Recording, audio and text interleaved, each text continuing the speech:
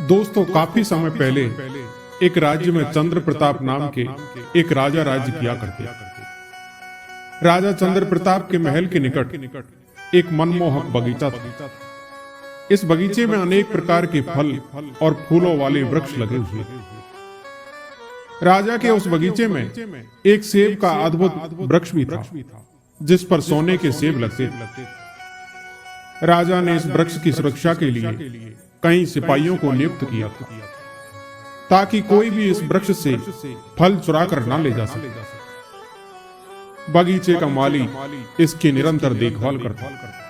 वह प्रतिदिन संध्या को इस वृक्ष के फलों की गिनती करता और प्रातः होने पर फिर से उनकी गिनती करता। अब एक दिन क्या हुआ कि सुबह सुबह जब माली ने वृक्ष के फलों की गिनती की, तो उसमें से एक फल कम पाया गया।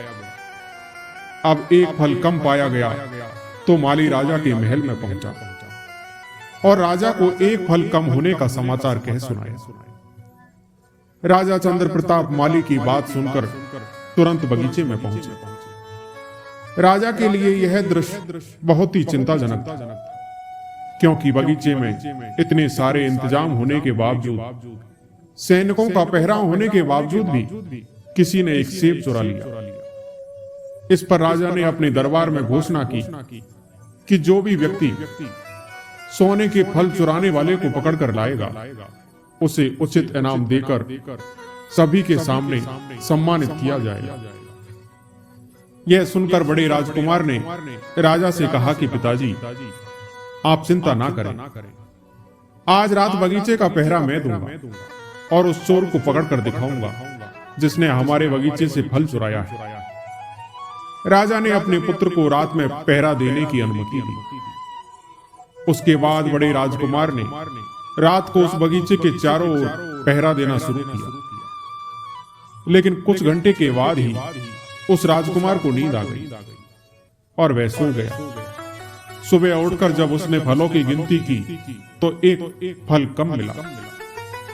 राजकुमार ने सोचा कि मेरा पहरा देने के बाद भी किसी ने फल चुरा लिया। उसने सुबह यह बात राजा को बताई। राजा चंद्र प्रताप ने देखा कि उसका पुत्र सोने के सेब की रक्षा में असफल रहा। उसके रात में पहरा देने के बाद भी चोर फल चुरा कर ले गया। अगले दिन राजा के दूसरे पुत्र ने अनुमति मांगी और कहा, पिताजी, आज मैं वृक्ष की सुरक्षा करूंगा। मैं देखूंगा कि फल किसके द्वारा चुराया जा रहा है। राजा ने उसे भी अनुमति दी और कहा, बेटा जाओ और हमारे बगीचे की अच्छी चौकसी करो। सुबह तक चोर हमारे हाथ में होना चाहिए। अब राजा का दूसरा पुत्र भी उस सोने के फल वाले वृक्ष की सुरक्षा के लिए चल दिया। पूरी रात पहरा देने के बाद भी चोर फल चुरा कर ले गया। सुबह फिर राजा को सूचना दी गई। यह सुनकर राजा और सभी दरबारी काफी चिंतित हो गए। सभी इस बात पर विचार करते हुए निराश बैठे हुए थे। तभी राजा का छोटा पुत्र आया और कहने लगा, पिताजी, मुझे भी आज रात पहरा देने की अनुमति दे दी जाए। मैं भी उस वृक्ष की रक्षा करना चाहता हूं और देखना चाहता हूं कि वह चोर कौन है। मैं आपसे वादा करता हूं कि अगर आज रात मैंने पहरा दिया तो मैं उस चोर को पकड़कर आपको सौंप दूंगा। राजा अपने छोटे पुत्र से अक्सर नाराज रहते थे, क्योंकि वह उसे सबसे अधिक कमजोर मानते थे। राजा ने अपने छोटे पुत्र से कहा कि जब तुम्हारे दो भाई असफल हो गए तो तुम क्या कर पाओगे। इसलिए बेटा, तुम जाओ और अपना काम करो। यह काम तुमसे नहीं हो पाएगा। लेकिन राजा का सबसे छोटा राजकुमार इस पर सहमत नहीं हुआ। फिर उसने कहा, पिताजी, मुझे एक मौका तो दीजिए। राजकुमार के बार बार अनुरोध करने के बाद आखिरकार राजा ने उसे पहरा देने की अनुमति दे दी। छोटा राजकुमार बगीचे की सुरक्षा के लिए पहुंच गया और रात में बगीचे की रक्षा करने लगा। वह सोचने लगा कि आज रात मैं किसी भी स्थिति में नहीं सोऊंगा और उस रात चोर को पकड़कर राजा के सामने उपस्थित करूंगा। राजकुमार अपनी नींद पर विजय पाकर उस पेड़ पर नजर बनाए हुए थे। आधी रात के बाद उसने देखा कि एक सोने की चिड़िया उड़ती हुई आई और उस पेड़ पर आकर बैठकर फल खाने लगती है। राजकुमार को देखते ही वह सोने की चिड़िया एक सोने के सेब को अपनी चोंच में कस के पकड़कर वहां से जाने लगी। अब राजकुमार पहले से ही सतर्क था। वह सोच रहा था कि वहां कोई मनुष्य होगा, पर यहां तो एक पक्षी था। उसने अपने धनुष में तीर चढ़ाया और चिड़िया को निशाना बनाकर राजकुमार ने अपने धनुष से तीर छोड़ दिया। वह चिड़िया बहुत ही चतुर थी। राजकुमार ने 3 बार उस पर तीर छोड़ा, फिर भी वह तीनों बार वहां से बच निकली, लेकिन एक तीर से उस चिड़िया का पंख टूट गया। राजकुमार ने वह पंख उठा लिया और सुबह होते ही उसने सारी घटना राजा को सुनाई और उस सुनहरे पंख को राजा को दे दिया। उस सुनहरे पंख को देखकर राजा बहुत ही अचंभित हुए और उस पंख को हाथ में लेकर राजा बार बार देखते रहे। उसने कहा, बेटा, जब यह पंख इतना खूबसूरत है तो वह पक्षी कितना अद्भुत होगा। ऐसा पक्षी हमारे राजमहल में होना ही चाहिए। वास्तव में हमारा राजमहल उस सुनहरी चिड़िया के साथ और भी सुंदर दिखाई देगा। राजा ने तुरंत अपनी इच्छा व्यक्त की और कहा, बेटा, अब मैं चाहता हूं कि कोई उस सोने की चिड़िया को पकड़ कर लाए। सबसे पहले उसका बड़ा बेटा इस काम के लिए आगे आया और कहा, पिताजी, मुझे आज्ञा दे, मैं उस सोने की चिड़िया को खोजकर आपके पास ले आऊंगा। राजा का बड़ा बेटा सुनहरी चिड़िया को खोजने के लिए जंगल की ओर निकल पड़ता है। जंगल में पहुंचकर बड़े राजकुमार ने देखा कि एक वृक्ष के नीचे एक सियार आराम कर रहा था। राजकुमार ने उस सियार को देखते ही अपने धनुष पर तीर चढ़ा लिया और उस तीर को छोड़ने ही वाला था। तभी वह सियार कहने लगा, राजकुमार, मुझे मत मारो। मैं जानता हूं कि आप एक सोने की चिड़िया की खोज में हैं।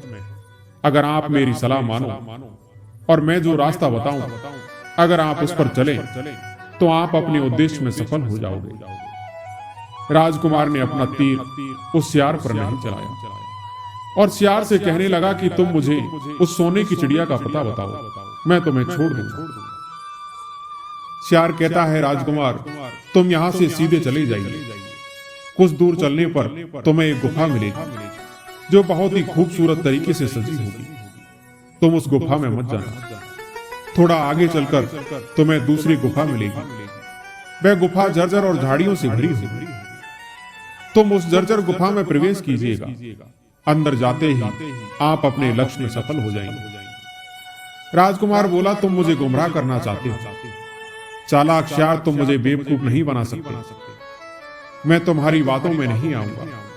मुझे तुम्हारी सलाह की कोई जरूरत नहीं। और इसके बाद उसने तीर चला दिया, लेकिन वह चालाक सियार बच निकला। इसके बाद राजकुमार ने अपनी आगे की यात्रा जारी रखी। वह जंगल में आगे बढ़ा तो उसने देखा कि वास्तव में 2 गुफाएं थीं। उनमें से एक बहुत साफ और सुंदर लग रही थी और अंदर से लोगों के नाचने गाने की आवाज आ रही थी। उस सुंदर गुफा को देखकर राजकुमार के मन में भी उसके अंदर जाने की इच्छा हुई। राजकुमार उस सुंदर गुफा में प्रवेश कर जाता है और वह उसी सुंदर सी गुफा में जाकर ठहर जाता है और वह यह सब भूल जाता है कि वह एक सोने की चिड़िया की तलाश में निकला। इस तरह कई दिन गुजर गए। उसने ना तो उस सोने की चिड़िया की खोज की और ना ही घर वापस आया। इधर फिर राजा चंद्र प्रताप ने अपने दूसरे पुत्र को अनुमति दी कि तुम्हारा बड़ा भाई अब तक वापस नहीं आया है।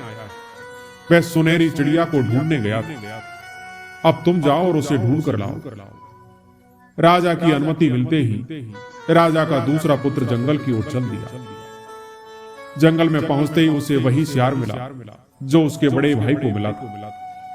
सियार ने दूसरे राजकुमार को भी वही बातें कही, लेकिन दूसरे राजकुमार ने भी अपने भाई की तरह उसकी बात नहीं मानी और आगे बढ़ते हुए वह भी उसी सुंदर गुफा में चला गया और वहां हो रहे नृत्य संगीत में लीन हो गया।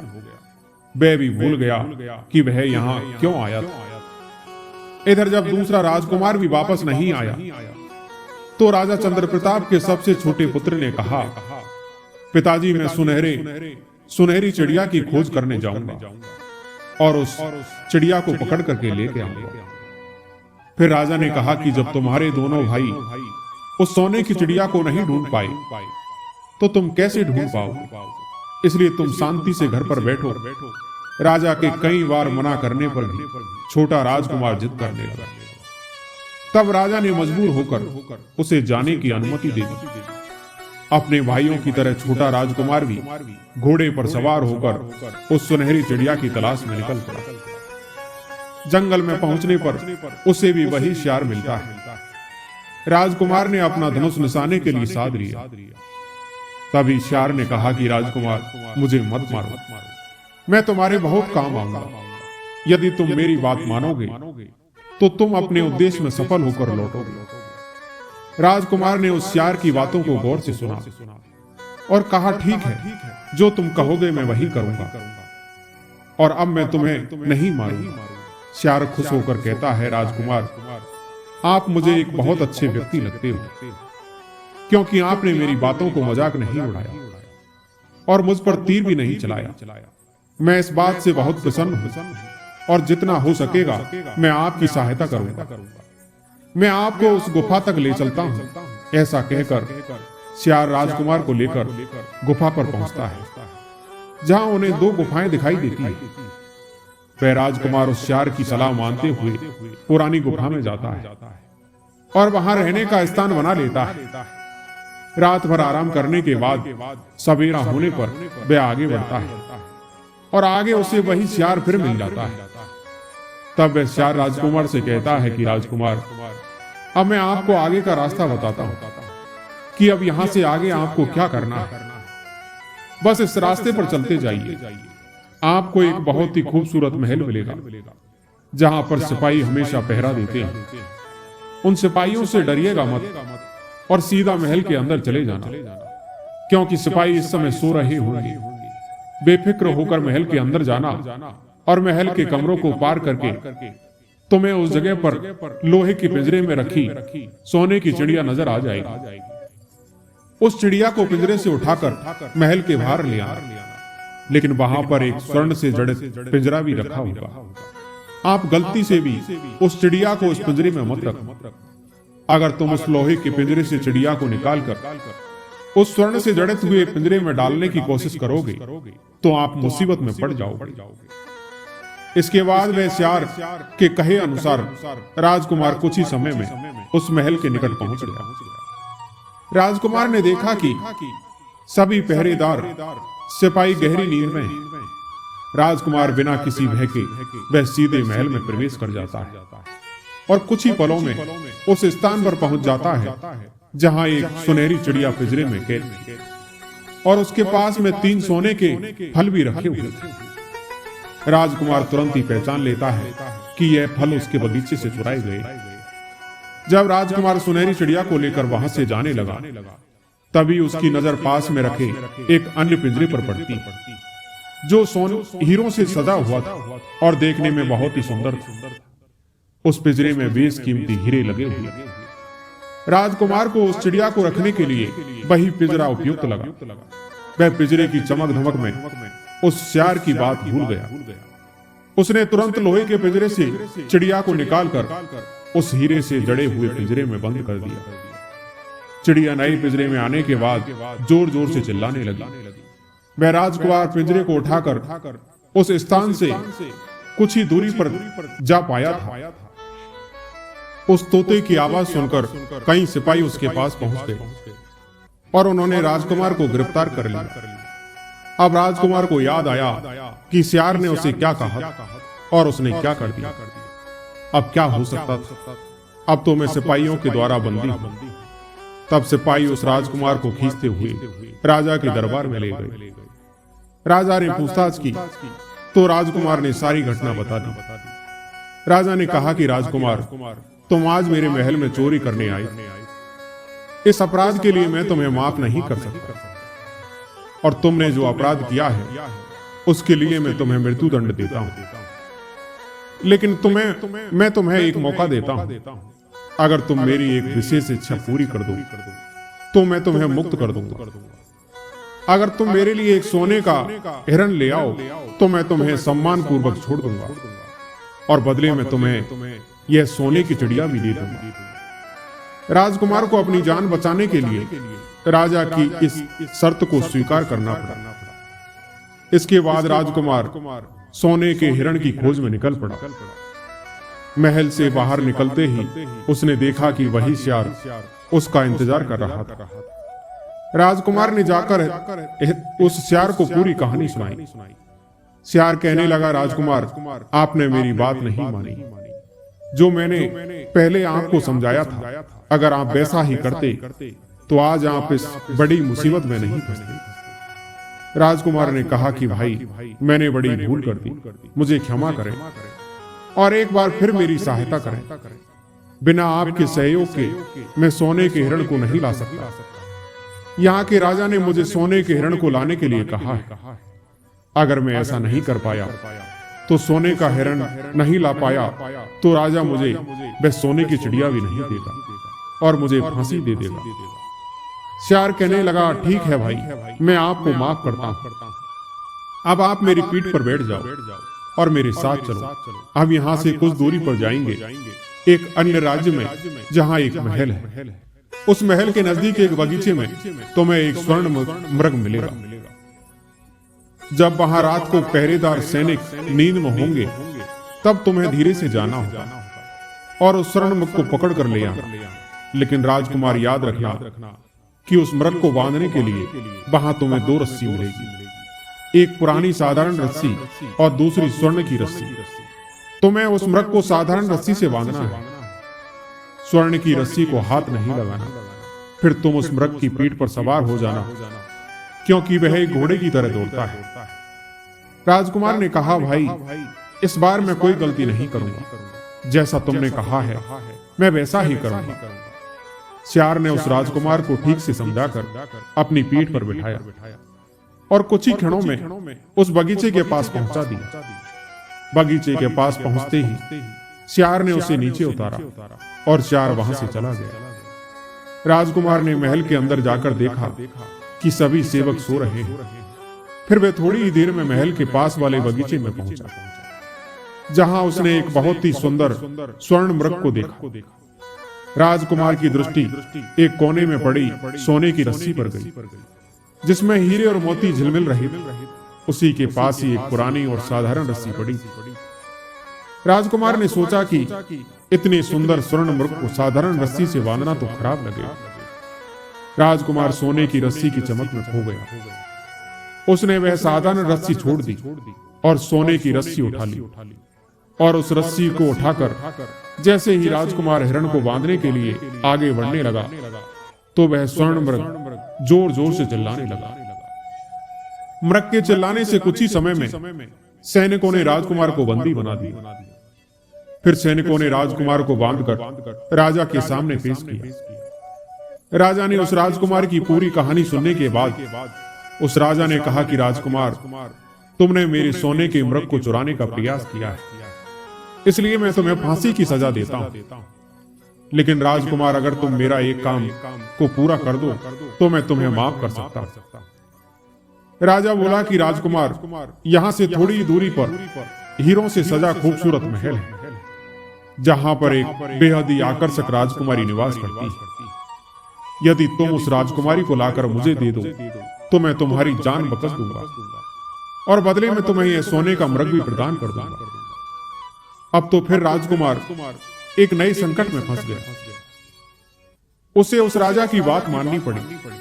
अब वह राजकुमार हीरो से जड़ित उस महल को खोजने के लिए निकल पड़ा। कुछ ही दूरी पर चलने के बाद उस राजकुमार को फिर से वही सियार मिलता है और कहता है, अरे भाई, तुमने मेरी सलाह तो मानी नहीं। अगर तुमने मेरी सलाह मान ली होती तो आज यह नई परेशानी सामने नहीं आती। अब मैं तुमसे बहुत नाराज हूं, लेकिन फिर भी मैं तुम्हारी मदद करूंगा और तुम्हें उस हीरे से बने महल तक पहुंचा दूंगा। तुम बस उस महल के बाहर छुपे रहना और जब राजकुमारी नहाने के लिए सरोवर में आए तब तुम आगे बढ़कर उसका हाथ पकड़ लेना। जैसे ही तुम राजकुमारी चंद्रकला का हाथ पकड़ोगे, वह तुम्हारे साथ चलने को तैयार हो जाएगी। लेकिन राजकुमार एक बात गांठ में बांध लो, आपको उस राजकुमारी को वहां से अपने साथ ले आना है, चाहे वह कितनी ही विनती करे। उस महल में वापस नहीं जाना।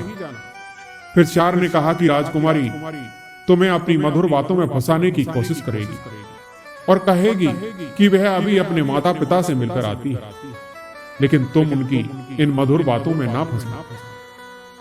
अगर तुमने उसे जाने दिया तो तुम फिर एक नई मुसीबत में फंस जाओगे। राजकुमार को सारी बातें समझाकर वह श्यार राजकुमार को अपनी पीठ पर बिठाकर उस महल की ओर चल देता है। महल के निकट पहुंचते ही राजकुमार एक पेड़ की ओट में खड़ा हो गया। इसी बीच राजकुमारी सरोवर में स्नान करने के लिए महल से बाहर आती है और उस समय राजकुमार ने साहस बटोरकर राजकुमारी का हाथ पकड़ लिया। राजकुमार को छूते ही राजकुमारी उसके साथ चलने को राजी हो गई। राजकुमारी ने कहा कि राजकुमार, तुम मुझे जहां भी ले जाना चाहो ले जा सकते हो, मैं तुम्हारे साथ चलने को तैयार हूं, लेकिन पहले मुझे थोड़ी देर के लिए अपने माता पिता से मिलने दो। राजकुमार को श्यार की कही बातें अच्छी तरह से याद और वह सोच रहा था कि इस बार मैं कोई गलती नहीं करूंगा। इसलिए राजकुमार ने कहा कि नहीं राजकुमारी, यह संभव नहीं है, तुम्हें अभी और इसी समय मेरे साथ चलना होगा। राजकुमार की बात सुनकर राजकुमारी रोने लगी। राजकुमारी के आंसू बहते देखकर राजकुमार का दिल पिघल गया और एक स्त्री के आंसुओं ने उसे मोम की तरह पिघला दिया। इस प्रकार दया के वश में उसका मन भी पिघल गया। अंत में राजकुमार मान गया और कहा, राजकुमारी तुम रो मत, थोड़ी देर के लिए अपने माता पिता से मिलकर जल्दी से मेरे पास वापस आ जाओ। जैसे ही राजकुमारी ने महल में कदम रखा, इस समय महल के पहरेदार जाग उठे और तुरंत राजकुमार को बंदी बना लिया। वह राजकुमार बार बार गलतियां करता रहा। उस श्यार की बात उसने नहीं मानी। इधर सिपाहियों ने उसे राजा के सामने पेश कर दिया।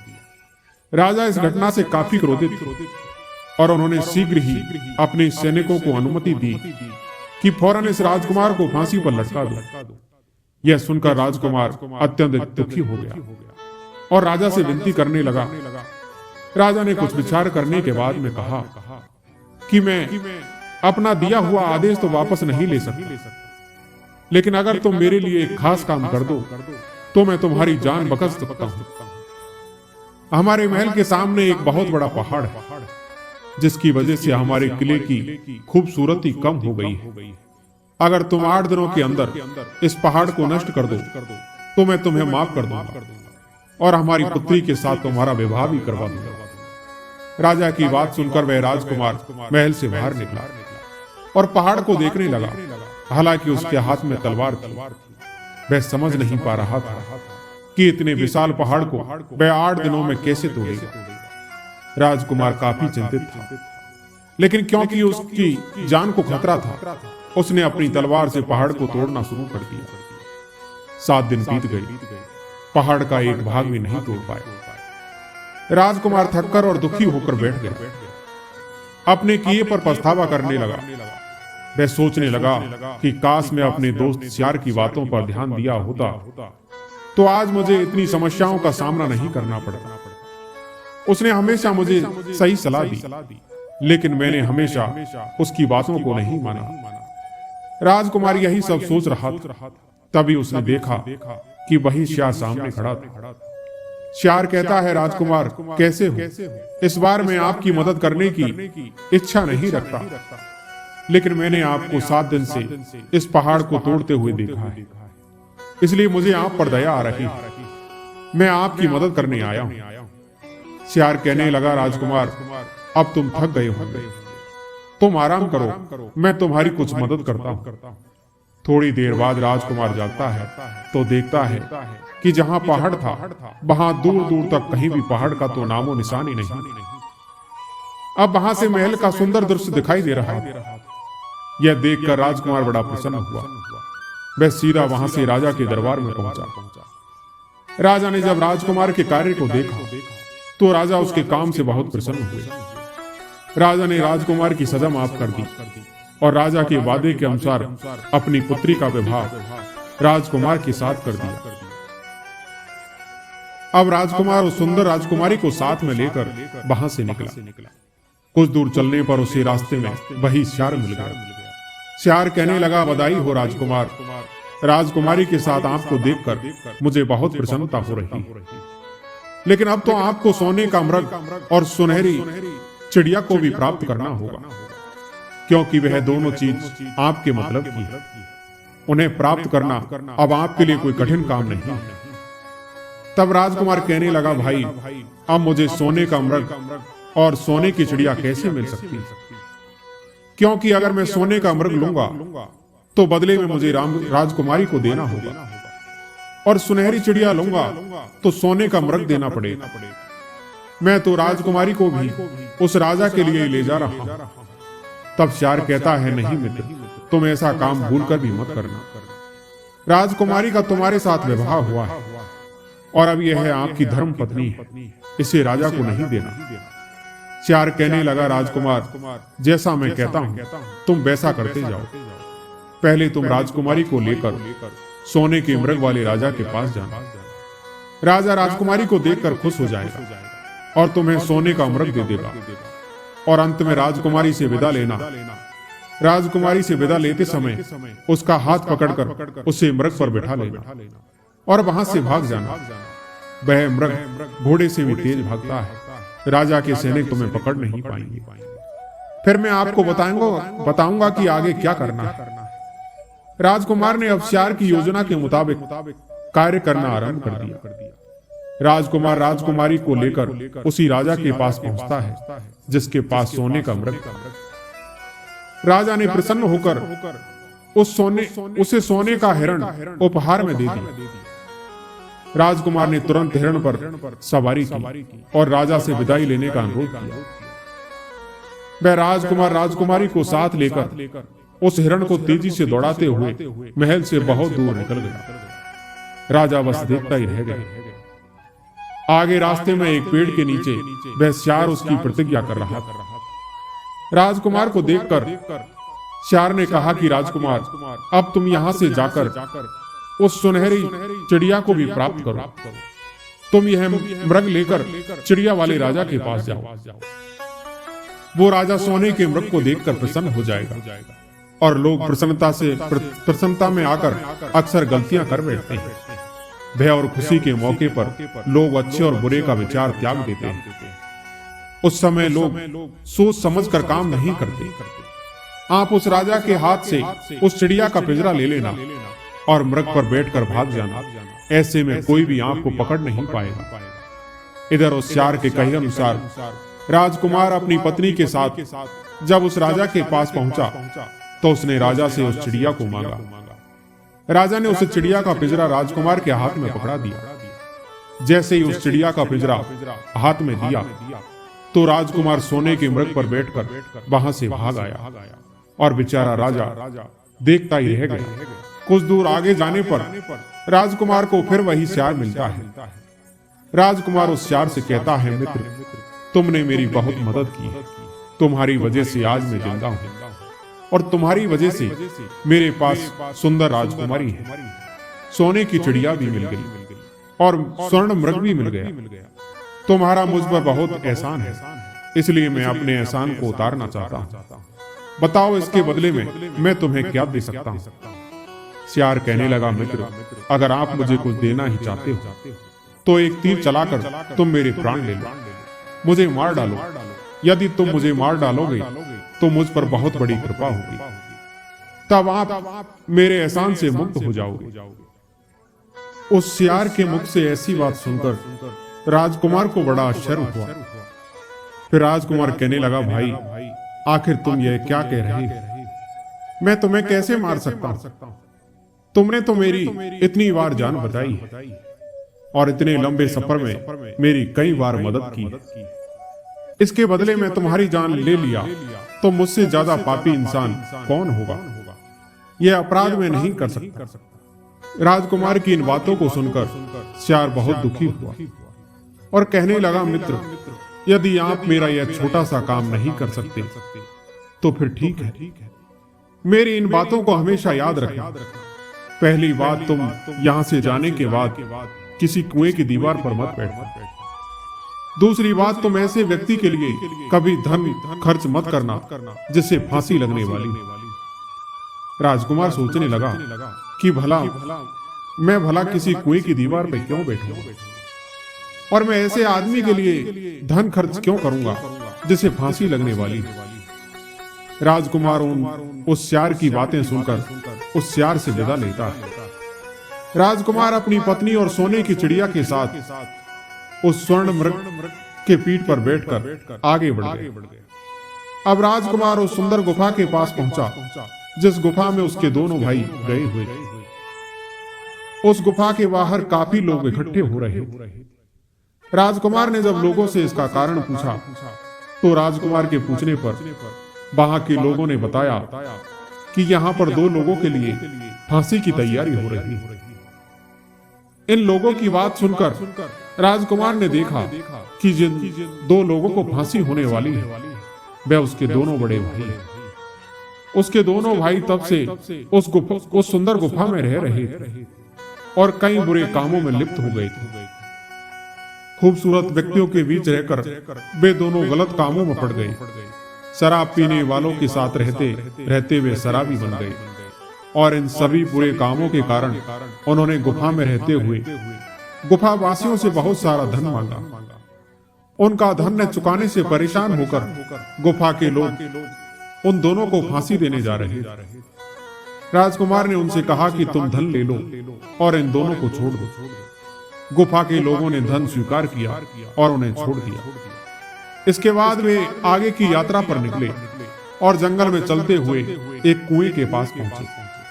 बड़े राजकुमार ने सुझाव दिया कि वे वहां थोड़ी देर आराम करें और जलपान के बाद आगे की यात्रा जारी रखें। बड़े भाई की बात सुनकर के छोटा राजकुमार राजी हो गया। अब तीनों राजकुमार कुएं पर बैठकर विश्राम कर रहे थे। इसी दौरान उसके दोनों भाइयों ने उसे धक्का देकर कुएं में गिरा दिया। इसके बाद उन्होंने राजकुमारी को सोने के मृग पर बिठाया और सोने के पिंजरे के साथ दोनों राजकुमार अपने नगर वापस आ गए। राजा के पास पहुंचकर दोनों राजकुमार कहते हैं, पिताजी, हम सोने की चिड़िया पकड़ कर लाए और हम सोने का मृग और इस खूबसूरत राजकुमारी को भी लाए। राजा और नगर के लोग राजकुमारों के इस काम से बड़े ही प्रसन्न थे, लेकिन इस बात को सुनकर राजकुमारी खुश नहीं। वह राजकुमारी बार बार रोती रहती। उसने तो धीरे धीरे करके खाना पीना भी छोड़ दिया। राजा ने बहुत कोशिश की, लेकिन राजा के बार बार कोशिश करने पर भी राजकुमारी खुश नहीं हुई और ना ही सोने का मृग और चिड़िया ने भी खाना पीना छोड़ दिया। इधर उस छोटे राजकुमार को जिस कुएं में धक्का दिया गया था वह भी जिंदा बच गया, क्योंकि उस कुएं में पानी कम था। वह अपने भाग्य को कोस रहा था। तब उसे अपने मित्र श्यार की बात याद आई और वह श्यार की सलाह न मानने पर अपने आप को कोस रहा था। तभी वहां वही श्यार प्रकट होता है।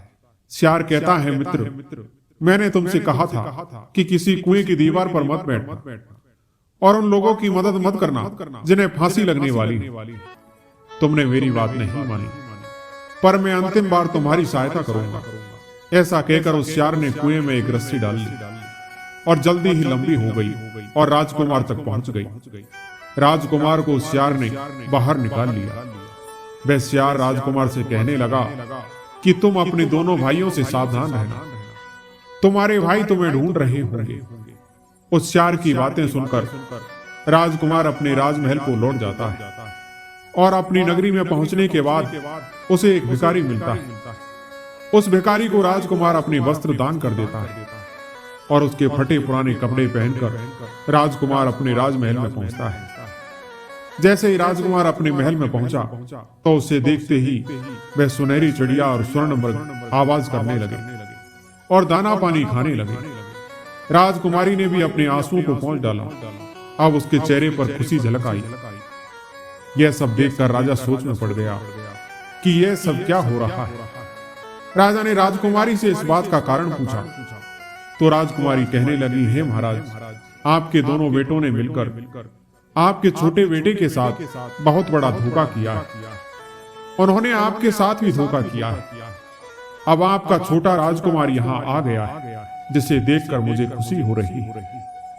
इसी राजकुमार के साथ मेरा विवाह संपन्न हुआ है और मैं इस राजकुमार के साथ अपने जीवन में सुखी रह सकती हूँ।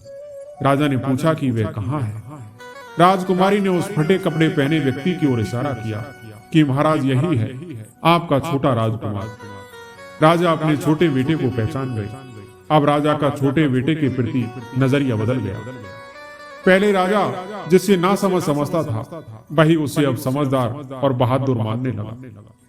अब राजा अपने छोटे राजकुमार से बहुत ज्यादा प्रेम करने लगा। उसके बाद राजा ने उस राजकुमार को अपना राज सिंहासन सौंपने का निश्चय कर लिया। दोनों बड़े बेटों ने अपने छोटे भाई को धोखा दिया था और महाराज को भी धोखा दिया था। इस बात से राजा बहुत ज्यादा नाराज। राजा ने उन दोनों राजकुमारों को अपने राज्य से निकाल दिया और अपने छोटे बेटे को राजा बना दिया। अब राजकुमार और राजकुमारी दोनों आनंद पूर्वक साथ में रहने लगे। राजकुमार उस श्यार को कभी नहीं भूल पाया। एक दिन वह समय निकालकर उसे ढूंढने के लिए जंगल की तरफ निकला। काफी खोजने के बाद उसे वह श्यार एक पेड़ के नीचे बैठा हुआ मिला।